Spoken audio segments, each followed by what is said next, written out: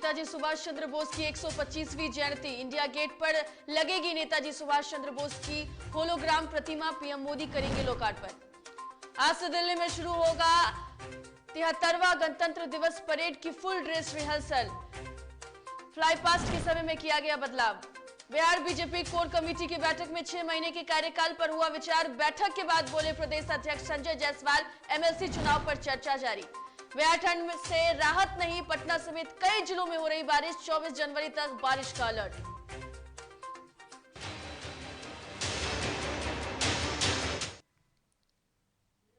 नमस्कार, डीटीवी भारत में आपका स्वागत है। मैं हूं पूजा वर्मा। अब खबरें विस्तार से।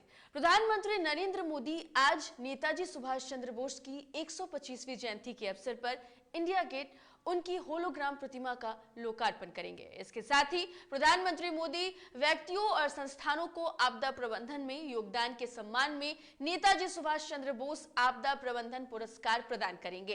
प्रधानमंत्री नरेंद्र मोदी ने शुक्रवार को घोषणा की थी कि देश के महान सपूत सुभाष चंद्र बोस के प्रति आभार के प्रतीक के रूप में इंडिया गेट पर उनके ग्रेनाइट की एक प्रतिमा लगाई जाएगी। आज आपको बता दें कि प्रेसिडेंट यानी कि राष्ट्रपति रामनाथ कोविंद ने भी ट्वीट किया है। आज उनके 125वीं जयंती पर उन्हें नमन किया है, उन्हें याद किया है, श्रद्धांजलि दी है। आज पीएम मोदी भी नेताजी सुभाष चंद्र बोस की 125वीं जयंती पर उन्हें याद किया है, उन्हें नमन किया गया है।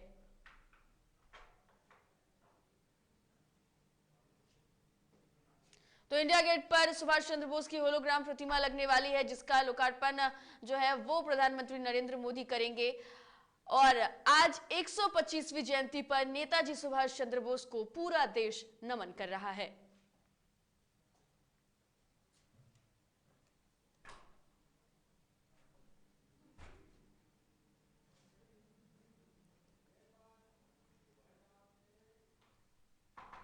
भारत सरकार ने गणतंत्र दिवस समारोह को लेकर इस साल 2 महत्वपूर्ण बदलाव किए हैं। दरअसल गणतंत्र दिवस समारोह हर साल 24 जनवरी की बजाय 23 जनवरी से शुरू होगा। 23 जनवरी को नेताजी सुभाष चंद्र बोस की जयंती होती है और इसके अलावा अब इस समारोह को आज से 30 जनवरी तक आयोजित किया जाएगा और जिसमें मुख्य समारोह 26 जनवरी को शुरू होगा। वही कार्यक्रम में होने वाला फ्लाई पास्ट 10 बजे के स्थान पर 10:30 बजे शुरू किया जाएगा। परेड के समय में बदलाव की मुख्य वजह विजिबिलिटी में सुधार बताई जा रही है। तो देखिए, लगातार ठंड की वजह से मौसम में बदलाव हो रहे हैं और कोहरे की वजह से समय में थोड़ा परिवर्तन किया गया है। गणतंत्र दिवस को लेकर के परेड की फुल ड्रेस रिहर्सल जो है वो आज से शुरू होने वाली है और फ्लाई पास्ट के समय में थोड़ा बदलाव किया गया है। दरअसल कोहरे की वजह से धुंध छाई रहती है, जिसको लेकर समय में बदलाव किया गया है।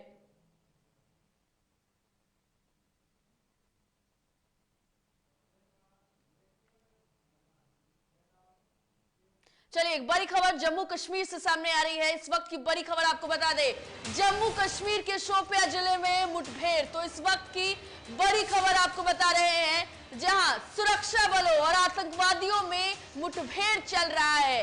इस वक्त की बड़ी खबर जम्मू कश्मीर से, जहां मुठभेड़ में मारे गए 2 आतंकी जो हैं वो है, मुठभेड़ में 2 आतंकियों को मार गिराया गया है। वहीं मौके से हथियार और आपत्तिजनक सामग्री बरामद की गई है। तो बड़ी खबर निकलकर सामने आ रही है, जहां पुलिस रिकॉर्ड के अनुसार कई आतंकी कार्रवाई में शामिल हैं। तो बड़ी खबर इस वक्त की आपको बता रहे हैं, जहां पर जम्मू कश्मीर में शोपियां जिले में मुठभेड़ जारी है। अगर बात करें तो लगातार आतंकवादियों के द्वारा जम्मू कश्मीर बॉर्डर पर सुरक्षा बलों की हम कह सकते हैं कि मुठभेड़ चल रही है और इसमें 2 आतंकियों के मारे जाने की भी खबर सामने आ रही है।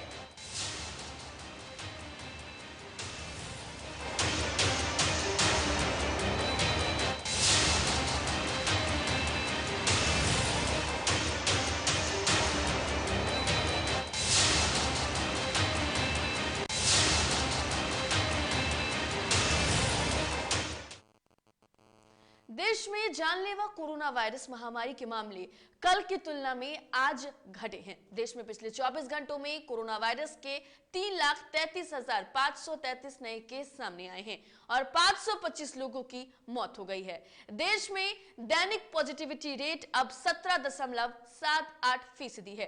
केंद्रीय स्वास्थ्य मंत्रालय की ओर से जारी किए गए आंकड़ों के मुताबिक देश में अब एक्टिव मरीजों की संख्या बढ़कर 21,87,205 हो गई है। वहीं इस महामारी से जान गंवाने वालों की संख्या बढ़कर 4,89,409 हो गई है।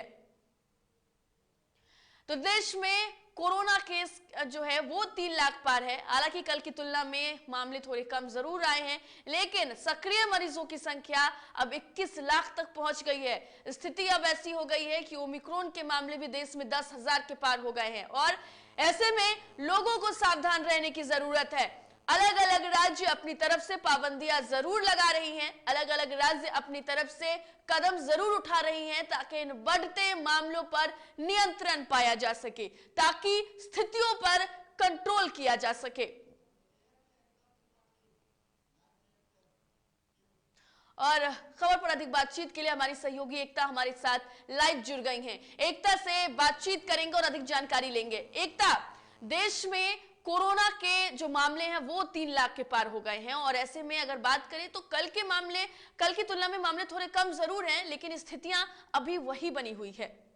जी पूजा, बिल्कुल बात करें तो केसेस जो हैं वो कम आ रहे हैं, लेकिन अभी भी लोगों को सतर्क होने की ज़रूरत है क्योंकि देखा जाए तो केसेस जो हैं वो ज़्यादा कम नहीं आ रहे हैं। बाकी जगहों में थोड़े बहुत जो है कम दर्ज किए गए हैं, लेकिन अभी भी खतरा जो है वो मंडराया हुआ है। लगातार WHO जो है वो लोगों को सतर्क कर रहा है कि कोविड को लेकर ये जो नया वेरिएंट आया है ओमिक्रॉन, इसके बात करें पूजा तो इसके 3 स्ट्रेन है, BA.1, BA.2 और BA.3। तो अभी तक ब्रिटेन और भारत की बात करें तो BA.1 जो है वो अभी संक्रमण जो है उसका फैला हुआ है, लेकिन WHO ने कहा है कि इसका जो BA.2 स्ट्रेन जो है वो काफी ज्यादा खतरनाक है और जब ये हावी हो जाएगा तो कह सकते हैं पूजा की ओमिक्रॉन का जो भयावह रूप है वो BA.2 में देखने को मिल सकता है। तो कहीं ना कहीं WHO उसको लेकर डरा हुआ है कि अगर हम BA.1 पे काबू नहीं कर सकते और जब BA.2 स्ट्रेन जो है वो भारत में आ जाएगा तो कहीं ना कहीं खतरा जो है काफी ज्यादा बना रहेगा और फिर उसको हैंडल करना कहीं ना कहीं बहुत ज्यादा मुश्किल हो जाएगा, क्योंकि जिस तरीके से पिछले वेव में जिस तरीके से कोरोना की स्थिति भयावह हुई थी, अगर BA.2 स्ट्रेन आ जाता है तो भारत में भी फिर से वही स्थिति उत्पन्न हो सकती है, जिसको लेकर WHO लगातार सभी सरकारों से ये अपील कर रहा है कि अभी से ही अपने शहर में, अपने राज्य में कोरोना संक्रमण से जो भी बचाव हो सके उसको लेकर गाइडलाइंस जारी करे और लोगों से भी लगातार अपील करे। हालांकि पूजा, जिस तरीके से केसेस कम हो रहे हैं, लोगों को अब लग रहा है कि कोरोना खत्म हो रहा है, लेकिन कोरोना खत्म नहीं हो रहा है। ओमिक्रॉन का भी भयावह रूप जो है वो सामने आ सकता है। एकता, एक और सवाल यहाँ पर आपसे पूछना चाहेंगे। आपने बताया कि WHO ने भी कहा है कि अगर जो वेरिएंट है, जो स्ट्रेन है, अगर वो बढ़ जाता है तो ऐसे में स्थिति भयावह हो सकती है। WHO ने और क्या अहम जानकारी दी है? क्या अब इसको लेकर राज्य सरकार या कह सके तो केंद्र सरकार कुछ अहम फैसला ले सकती है? जी पूजा, बिल्कुल WHO लगातार लोगों को ये सतर्क कर रहा है कि कोविड के केसेस कम आ रहे हैं, लेकिन इसका मतलब ये नहीं कि लोग लापरवाह हो जाए और लगातार चाहे वो केंद्र सरकार हो या फिर राज्य सरकार हो, सभी से यही अपील कर रहा है कि जो भी गाइडलाइंस है उसको सख्ती से पालन करें। और अभी पूजा गणतंत्र दिवस आने वाला है, ऐसे में जिस तरीके से भीड़ उत्पन्न होती है उसको लेकर भी सरकार जो है काफी ज्यादा अलर्ट है और इस बार आम लोगों को जो है वो एंट्री नहीं मिलेगी, लेकिन फिर भी सचेत होने की जरूरत है और लगातार सरकार भी जो है लोगों से वही अपील कर रही है और पाबंदियां जो है उसको बढ़ाने की बात की जा रही है, क्योंकि जिस तरीके से केसेस बढ़ रहे हैं, क्योंकि अभी ठंड ऐसा है और कहा जाता है कि कोरोना की ये जो संक्रमण है वो ठंड के मौसम में ज्यादा बढ़ता है। धूप में इसकी जो शक्ति है वो कम हो जाती है, लेकिन ठंड के मौसम में ये ज्यादा बढ़ता है। ऐसे में सरकार की चिंता जो है वो कहीं ना कहीं अब ज्यादा बनी हुई है और जिसको लेकर लगातार बैठक जो है वो की जा रही है और लगातार समीक्षा की जा रही है कि केसेस ज्यादा ना बढ़े। हालांकि केसेस में कमी दर्ज की और रिकवरी रेट की बात करें तो वो भी भारत में अच्छी है और पॉजिटिविटी रेट जो है वो भी अच्छी है, लेकिन फिर भी पूजा लोगों को सतर्क रहने की जरूरत है, क्योंकि कोरोना की रफ्तार जब एक बार तेजी से बढ़ने लगेगा और ये ओमिक्रॉन का ये वेरिएंट जो है ये भले ही अभी ज्यादा खतरनाक नहीं है, लेकिन जब दूसरा वेरिएंट आ जाएगा तो उससे संभलना भारत के लिए कहीं ना कहीं एक चुनौती बन जाएगा। और उसे समझने के लिए एक और सवाल यहाँ पर है कि देखिए, हालांकि ये जो स्ट्रेन है, ये जो बात कर रही हैं आप ओमिक्रॉन के स्ट्रेन की, तो ये भयावह बता रहा है WHO, लेकिन हम ये भी नहीं भूल सकते कि स्वस्थ होने वाले जो मरीज हैं उनकी संख्या भी लगातार बढ़ रही है। तो कहीं ना कहीं हम ये जरूर कह सकते हैं कि जो नया वेरिएंट है, इसकी वजह से लोग जल्द स्वस्थ भी हो जा रहे हैं। एकता जी पूजा, बिल्कुल। और कहीं ना कहीं डॉक्टर का भी यही कहना है कि ओमिक्रॉन का जो ये नया वेरिएंट है, ये जस्ट लाइक कोल्ड फ्लू जैसे है। जैसे सर्दी के दिनों में हमें फ्लू होता है, सर्दी होता है, बुखार होता है, उसी की तरह ये भी ओमिक्रॉन का ये वेरिएंट, लोग भले इसकी बात करें तो ये भारी मात्रा में, भारी संख्या में फैल रहा है, लोग ज्यादा संक्रमण हो रहे हैं, लेकिन लोग ठीक भी हो जा रहे हैं। लोगों को हॉस्पिटल में जाने की, एडमिट होने की जरूरत नहीं पड़ी है, बल्कि घर में ही होम आइसोलेट होके ही लोग ठीक हो जा रहे हैं। तो इसको जस्ट लाइक कोल्ड फ्लू भी कहा गया है। ओमिक्रॉन का ये वेरिएंट जो है, उसको कोल्ड फ्लू का नाम दिया गया है, और इससे ज्यादा डरने की जरूरत नहीं है। लेकिन हाँ, सतर्क रहने की बहुत ज्यादा डरने की जरूरत तो नहीं है, लेकिन लोगों को सतर्क रहने की जरूरत जरूर है। बेहद शुक्रिया एकता हमसे बातचीत के लिए और तमाम जानकारी के लिए। तो देखिए, ये कोरोना के जो नए वेरिएंट हैं ओमिक्रॉन, इसके भी अलग अलग स्ट्रेन हैं।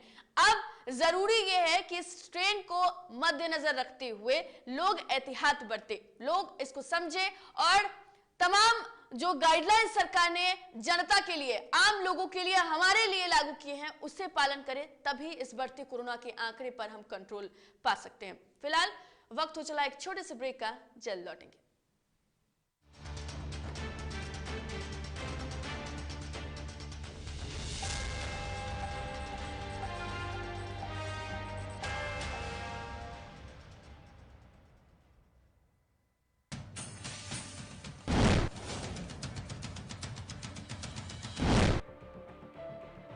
बात होगी सत्ता की, बात करेंगे व्यवस्था की। वादे नारे कहां गुम हो गए जनाब? किसान, मजदूर, नौजवान सब हैं परेशान। बेरोजगारी, पलायन आज भी है बरकरार। कहां तो तय था सड़क से लेकर संसद तक उठाएंगे आवाज, लेकिन अब ना हो परेशान, क्योंकि डीडी भी उठाएगा आपकी आवाज।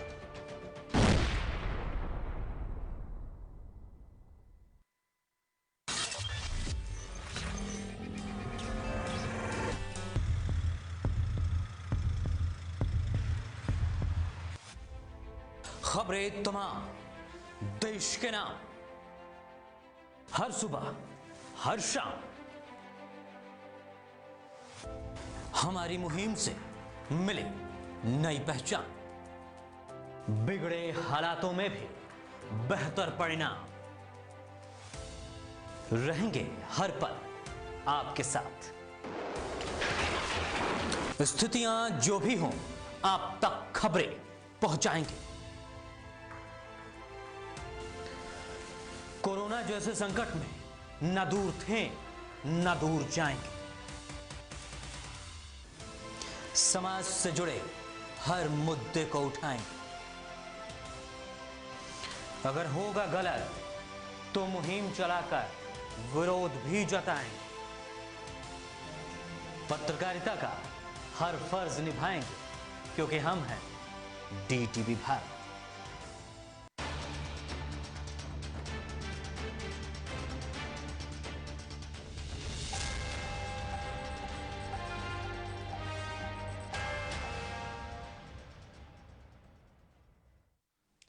ब्रेक के बाद स्वागत है, बढ़ते हैं खबरों की ओर। पटना में बीजेपी कोर कमेटी की बैठक हुई। बैठक में पार्टी के कई वरिष्ठ नेताओं ने हिस्सा लिया। बता दें आपको कि बैठक के बाद बीजेपी प्रदेश अध्यक्ष संजय जायसवाल ने बताया है कि बैठक में आने वाले 6 महीनों के लिए बीजेपी के कार्यक्रमों पर चर्चा की गई है और बैठक में MLC चुनाव को लेकर भी बातचीत हुई।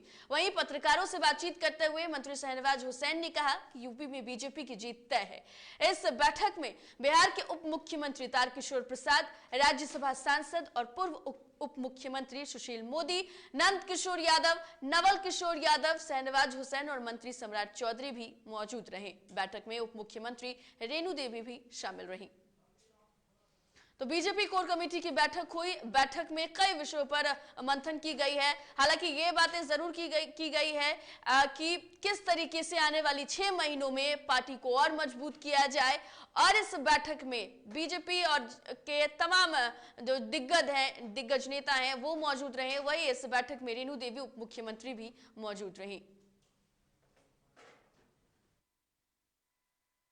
कोर कमेटी की बैठक हुई और भारतीय जनता पार्टी के आगामी 6 महीने में जो कार्यक्रम होंगे उन पर हम लोगों ने विस्तृत चर्चा किया।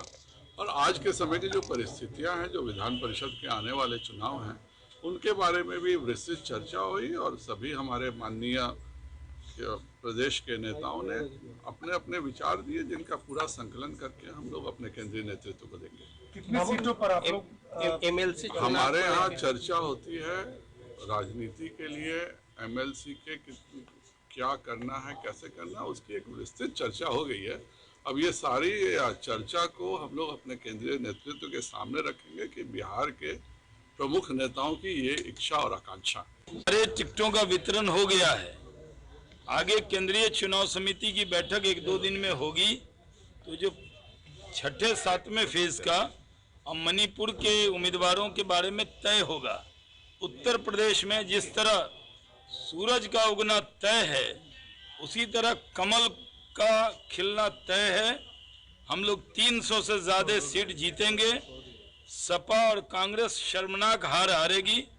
चुनाव के पहले बहुत भौकाल बना ले, कोई फर्क पड़ने वाला नहीं है उन लोगों पे। ये मान के चलें कि उत्तर प्रदेश में लोग कानून का राज जो स्थापित किया है योगी जी के नेतृत्व में, उस पर यकीन कर रहे हैं। सारे टिकटों का वितरण हो गया है।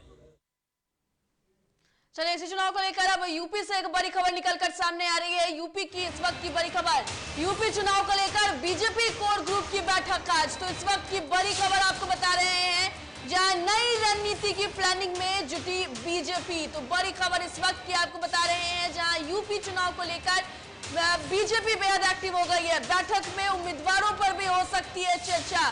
तो कई उम्मीदवार हैं जिनके नामों पर चर्चा होगी।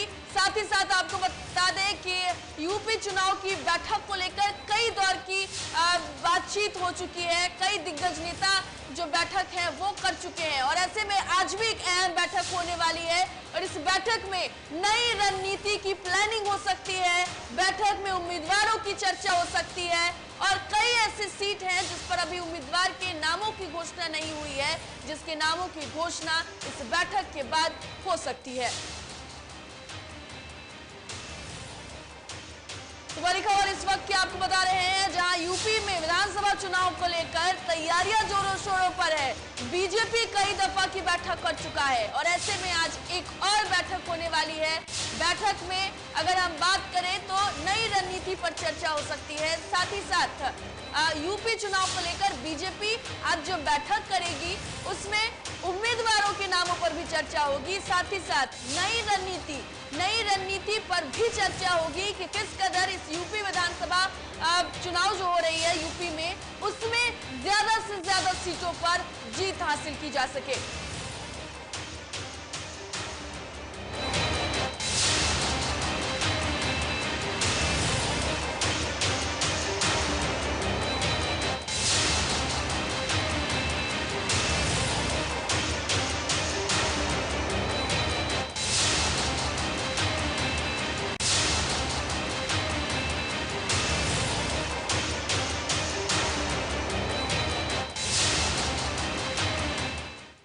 और खबर पर अधिक बातचीत के लिए हमारे संवाददाता सुरेश द्विवेदी हमारे साथ फोन लाइन पर जुड़ गए। सुरेश, आज बीजेपी की अहम बैठक होने वाली है, और इस बैठक के बाद कई सारी बातें निकलकर सामने आ सकती हैं। कितना अहम है ये बैठक? जी बिल्कुल, बता दें कि आज ये बीजेपी की कोर बैठक की पहली बैठक है, जो चुनाव आयोग के दिशा निर्देश के बाद जिस तरीके से कोरोना गाइडलाइन का पालन करते हुए सभी पार्टियों में ये चुनाव को कोरोना गाइडलाइन का पालन करते हुए ये चुनाव मैदान में जा रहे हैं। तो इसको लेकर आज एक अहम बैठक जो है उत्तर प्रदेश में ये ब्रजेश पाठक की मौजूदगी में हो रही है। जी सुरेश, ये भी बताइए कि बीजेपी कई दफा बैठक भी कर चुकी है और यूपी में विधानसभा चुनाव जीतने के लिए पूरी ताकत भी झोंक दी है, तो ऐसे में आज जो ये बैठक होगी उसके बाद कई मुद्दों पर चर्चा होगी। कितनी ज्यादा उम्मीदें हैं इस बैठक के बाद, और जो उम्मीदवारों के नामों पर चर्चा होगी, ऐसे में कई उम्मीदवारों के नामों की घोषणा भी हो सकती है। जी बिल्कुल, जिस तरीके से पूरे प्रदेश में योगी ने और क्या नाम है मोदी ने, अमित शाह ने इस चुनाव को जिस तरीके से कोविड बढ़ रहा है इसको लेकर सभी पार्टियों ने मंथन किया कि आखिरकार किस तरह से चरणवारबद्ध तरीके से प्रत्याशियों की सूची जारी की जाए, तो इसको लेकर चौथे चरण तक की सूची लगभग तैयार हो चुकी है। और आज इस प्रदेश कार्यालय में जो बैठक चल रही है 11 सदस्यीय टीम, जिसमें ब्रजेश पाठक सहित तमाम अन्य बड़े भाजपा के नेता है, इस बैठक में शामिल होकर आज हो सकता है कि बड़ी सूची जो प्रत्याशियों की इंतजार हो रही है, जिसमें अभी सपा ने भी कोई सूची नहीं जारी किया है कि भाजपा की पहले सूची जारी हो जाए उसके बाद जो है बीजेपी जारी करेगी, या बीजेपी की जारी हो जाए उसके बाद सपा जारी करेगी। तो इसको लेकर एक बहुत अहम बैठक जो है आज होने वाली है। बिल्कुल सुरेश, बेहद शुक्रिया आपका तमाम जानकारी के लिए। तो आज यूपी में बीजेपी के कोर कमेटी की बैठक है। इस बैठक में उम्मीदवारों के नामों की घोषणा और उनके उम्मीदवारों के नामों पर चर्चा होगी। साथ ही साथ एक नई रणनीति पर प्लानिंग की जाए, कैसे यूपी चुनाव जीता जाए, इस पर भी बातचीत होगी, इस पर भी मंथन होगा। बक्सर के डुमराव नगर परिषद द्वारा सफाई कर्मचारियों के मद में प्रति माह करीब 38 लाख रुपए खर्च करती है, लेकिन विस्तारित क्षेत्रों में सफाई के नाम पर केवल खाना पूर्ति किया जा रहा है, जिसका उदाहरण नगर परिषद से जुड़े विस्तृत पंचायत नया भोजपुर के वार्ड 16 मोहल्ले का है। कई महीनों से सड़क पर ही नाली का पानी बह रहा है। इस खबर को डीटीवी भारत ने प्रमुखता से दिखाई, जिसके बाद स्थानीय विधायक ने वार्ड का निरीक्षण किया।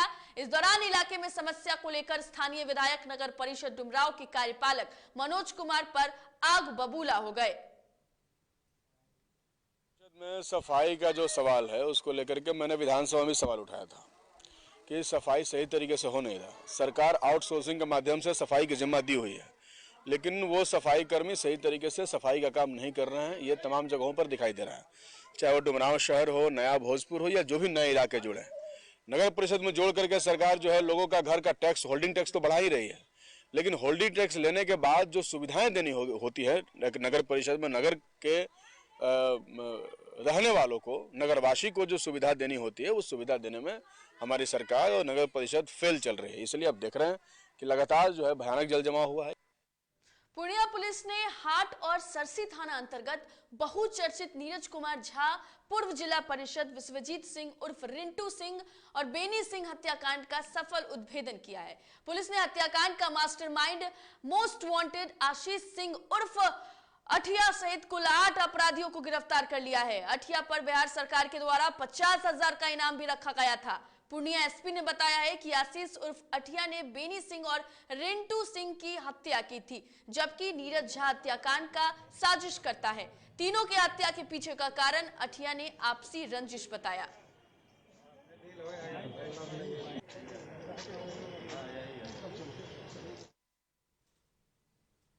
दानापुर पुलिस ने इलाके में घूम घूमकर ब्राउन शुगर बेचने के गिरोह का भांडाफोड़ किया है। गिरफ्तार अपराधी दानापुर और उसके आसपास नार्कोटिक्स ड्रग को बेचने का काम किया करते थे। इस बात की जानकारी दानापुर एएसपी सैयद इमरान मसूद ने प्रेस वार्ता कर बताया है। उन्होंने बताया कि गुप्त सूचना मिली थी कि सगुना मोड़ के हाईटेक हॉस्पिटल के पास पीछे सड़क के पास 4 मोटरसाइकिल से 8-9 की संख्या में कुछ व्यक्ति ब्राउन शुगर लिए जा रहे थे, जो घूम घूम कर उसे बेच रहे थे। ग्राहक बनकर गई पुलिस को देखते ही मोटरसाइकिल पर सवार कुछ लोग भागने लगे, जिसमें से 6 लोगों को पुलिस ने गिरफ्तार किया।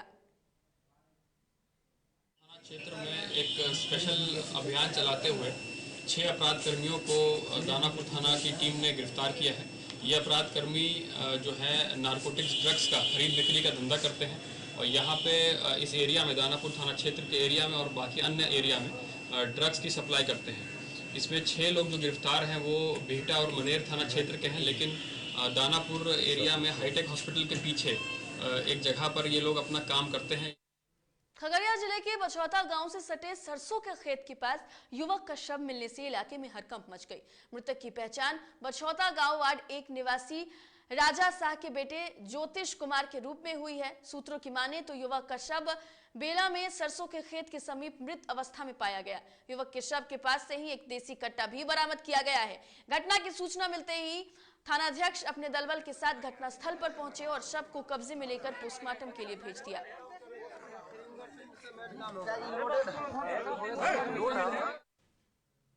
पटना सिटी क्षेत्र के अगमकुआं थाना अंतर्गत सेंट्रल बैंक कॉलोनी की बिजली विभाग के इंजीनियर की पत्नी ठगी का शिकार हो गई। ये घटना तब हुई जब बिजली विभाग के इंजीनियर रवि रंजन ऑफिस गए हुए थे। उसी वक्त 2 ठगों ने पत्नी को विश्वास में लेकर तमाम करीब 2 लाख के गहनों की ठगी कर ली। अपना सोना चांदी जो भी है दीजिए, जो आपको हम साफ करके दिखाएंगे। तो वो हम ले जाके दिए उसको, चैन पायल दिए, चैन दिए, उसमें एक लॉकेट था, कान वाला था और एक रिंग था और मेरे गला से खुलवा के ये मंगलसूत्र लिया और वो बोला कि 10 मिनट के बाद इस पन्नी को खोलिएगा तो आपका वो सोना चांदी बहुत ज़्यादा साफ हो रखिएगा। तो हम 2 मिनट के बाद ही देखे तो देखे मेरा है ही नहीं था जब तक वो चला गया।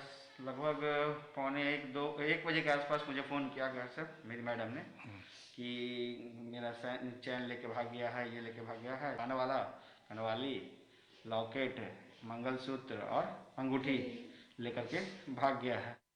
बिहार में मौसम एक बार फिर बदल गया है। पछुआ और पुरवैया के मिलने से पटना समेत कई जिलों में शनिवार रात से ही बारिश हो रही है। शनिवार की शाम से ही दक्षिण पश्चिमी मध्य बिहार में मध्यम से घने बादलों ने डेरा डाल दिया था। बारिश होने से ठंड और बढ़ गई है। पटना मौसम विज्ञान केंद्र ने आज के लिए अलर्ट जारी किया है। इस अलर्ट के मुताबिक बिहार के उत्तर पश्चिम, उत्तर मध्य और उत्तर पूर्वी में बिजली चमकने और बादलों के गरजने की संभावना है। मौसम विज्ञान केंद्र ने 24 जनवरी को पूरे बिहार के लिए अलर्ट जारी किया है।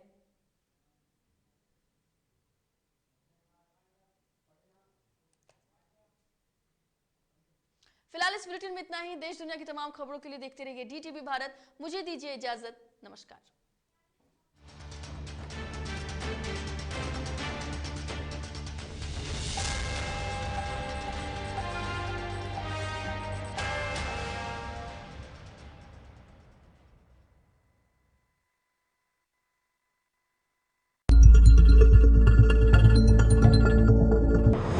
बिहार की बातें